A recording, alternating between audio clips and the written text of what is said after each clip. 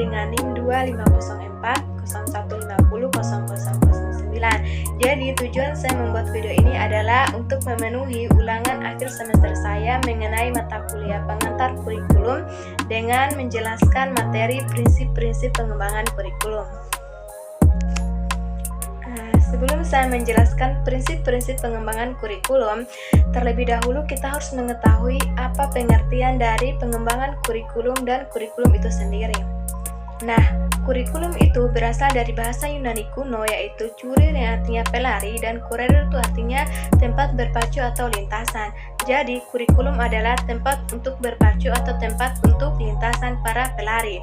Nah, sedangkan pengembangan kurikulum itu sendiri adalah proses penyusunan rancangan mengenai tujuan, isi, dan bahan pelajaran yang akan dipelajari serta bagaimana cara mempelajarinya.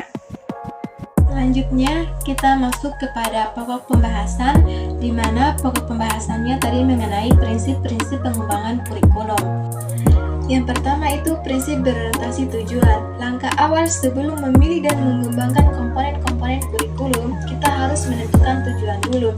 Mengapa harus menentukan tujuan? Karena tujuan ini menjadi fondasi, arah, dan pedoman untuk seluruh proses pengembangan kurikulum.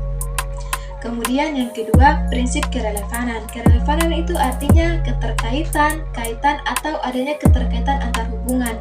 Apabila dikaitkan dengan proses pendidikan dengan masyarakat, itu memiliki hubungan yang sangat erat sekali, sehingga hasil yang diperoleh akan berguna bagi pembelajar dalam masyarakat itu sendiri. Nah, prinsip keefektifan. Prinsip ini dalam proses pengembangan kurikulum itu mengusahakan agar kegiatan proses pengembangan kurikulum itu harus mencapai tujuan baik secara kualitas maupun kuantitas. Maksudnya itu adalah mengusahakan agar hasil kurikulum dapat tercapai secara optimal, yaitu sesuai dengan tujuan yang telah ditetapkan tanpa pemborosan sumber daya, kualitas, dan dengan jumlah siswa atau program yang berhasil mencapai target. Yang keempat adalah prinsip keefisienan. Prinsip keefisienan seringkali dikonotasikan dengan prinsip ekonomi yang berbunyi dengan modal, tenaga, dan waktu yang sekecil-kecilnya akan dicapai hasil yang memuaskan.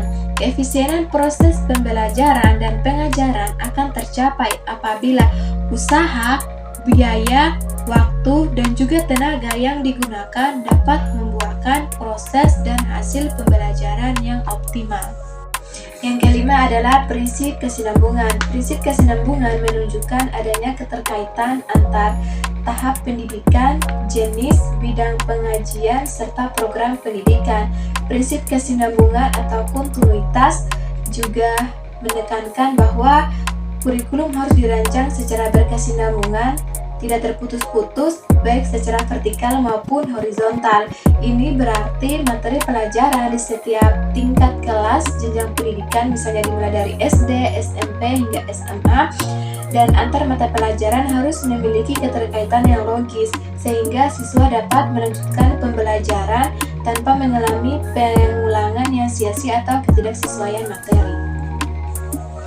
Yang keenam adalah prinsip fleksibilitas atau keluasan. Fleksibilitas itu artinya luas, tidak kaku. Artinya, kurikulum yang dikembangkan itu harus memiliki ruang gerak yang memberikan kebebasan dalam bertindak. Nah, prinsip fleksibilitas dalam pengembangan kurikulum itu mengusahakan agar sesuatu yang dihasilkan harus bersifat luas, lentur, dan fleksibel dalam pelaksanaannya.